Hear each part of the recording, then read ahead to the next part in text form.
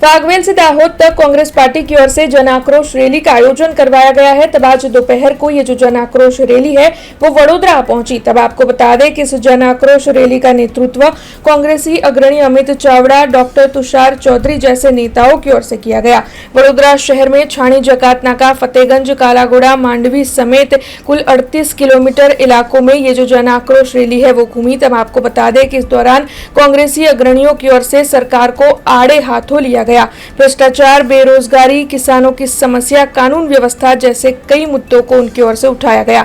वडोदरा शहर की जो समस्याएं हैं उन्हें भी इस दौरान उठाया गया और साथ ही बांग्लादेश में हिंदुओं पर जो अत्याचार हो रहा है उस मामले को भी दुखद कांग्रेस पार्टी की ओर से इस दौरान बताया गया। तब आपको बता दें कि इस दौरान कांग्रेसी अग्रणी अमित चावड़ा और डॉक्टर तुषार चौधरी की ओर से कई मुद्दे उठाए गए और साथ ही सरकार के खिलाफ जबरन विरोध जताया गया। उमड़काबेन જોડાઈ રહ્યા છે, પોતાના પ્રશ્નો ખોલીને કહી રહ્યા છે અને લડાઈ લડવાનો સંકલ્પ કરી રહ્યા છે। ત્યારે હું માનું છું કે આ જન આક્રોશ યાત્રાના માધ્યમથી લોકોમાં જે સરકાર દ્વારા ભય અને ડરનો માહોલ ઊભો કરવામાં આવ્યો હતો એ ભય અને ડર દૂર થઈ રહ્યો છે।